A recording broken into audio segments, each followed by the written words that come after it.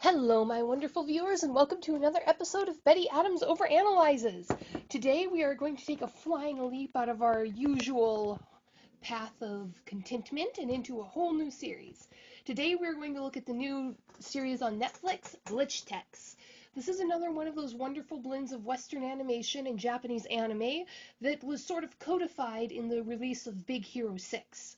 So let's dive right in. This show is a weird one, my friends. I will be honest. The only reason I watched this show in the first place was that I injured my back. How does that track? Well, I have a wonderful friend who recently got a hot tub. Now, I am not really a fan of hot tubs in general. I just don't get the cultural mystique around them.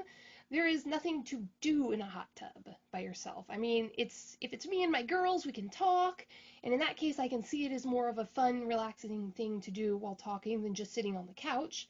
But alone, it is extremely comfortable, bubbly boredom.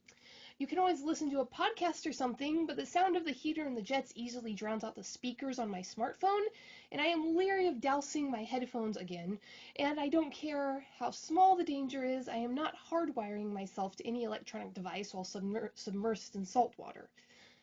Long story short, when my chiropractor prescribed long soaks in a hot tub, my generous friend offered me the use of her tub and the use of her fancy new smart TV with strong speakers mounted over said hub in an ergonomical watching position.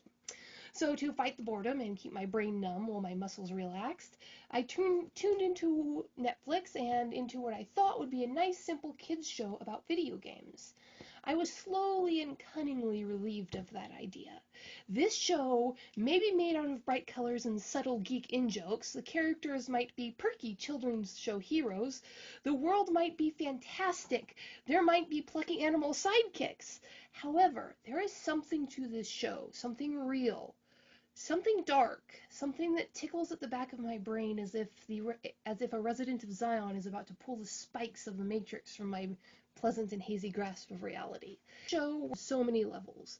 On the one hand, I wouldn't hesitate to plunk my most cosseted innocent cousin down in front of the shiny lights and bright colors, and the real treasure was the fringe along the way level of moral messaging. But there are the more unsettling points of subtext, the abuse of power that often comes with pride and praise, the slavish devotion to corporate products that can possess even the cleverest and seemingly the most jaded individuals if they don't have a real moral core to supplant it, the unspoken pecking orders that exist even in the most meritocratic organizations, especially in the most meritocratic organizations, the dangers of letting social media rule your behavior through fear of social rejection, the freedom that comes with sticking by your own moral code. Then there are the subtle clues that this show is going in a far more mature direction than the art style would indicate. That the colors and the My Little Equine mentality is just a sugary frosting over a hard tack of dark post-apocalyptic sci-fi. The show works on many levels. I will get into this more in each individual episode, but this show addresses some pretty dang scary real-world issues. Real issues that face us every day, issues that we are only dreaming about because we see them on the event horizon. But the one that really stuck out to me was how a system of giant companies that can see, predict, and react to our interests. Something very real, very modern, almost old news at this point. See, this is one of those shows that is rather meta. Don't get me wrong, you can jump into this show and enjoy it at any point, but there are second and third generation geek memes baked into the very fabric of the show. Many I recognized, many I am sure I missed. But there was one that I saw and recognized without understanding, except in the most general of terms. I knew what kind of thing this meme was referencing, but I'd never experienced the exact media that it was referencing. I was curious, but not enough to Google the references once I got out of the hot tub. But within 12 hours, YouTube produced an hour-long explanation of the meme in my favorite format. A meme from a genre I didn't participate in a format I was only recently acquainted with, and from a show I had never watched on any of my friends' devices. That is creepy. I understand the how, I understand the why, even if I don't understand the exact coding issues. But it is still creepy. that these companies are so aware of what we are doing, they're so aware of who we are, what our interests are, that they can predict what we want to see and answer questions that we haven't even asked yet. And this show gets into those issues in a very subtle way. It is a fascinating level of meta-social critique because the creators of this show had to know that that sort of thing might happen with their show, that their show might trigger one of those weird Facebook, YouTube moments where you wonder how the internet knew what you were thinking.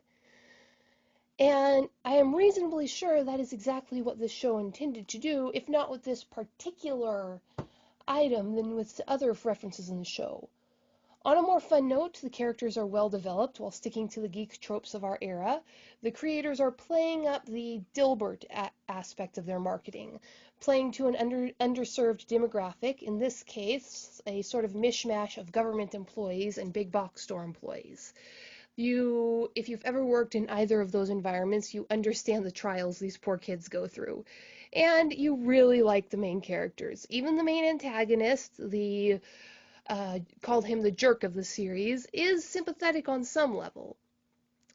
The overall show seems to be a monster-a-day format that slowly and subtly builds towards a season-long mystery, which is going to morph into a series-long mystery, because it's not resolved by the first season. It is, in fact, only fully established that it exists in the first season. There are missing parents, evil coworkers, and suspiciously clean food trucks, and suspiciously filthy vending machines. Don't try the egg salad. I look forward to discovering all the secrets with you, my wonderful viewers. Have you seen the new Netflix original series Glitch Text? What did you think? Kids show or Black Mirror level social commentary? Leave a like below and hit that subscribe button, and peace out, my wonderful viewers.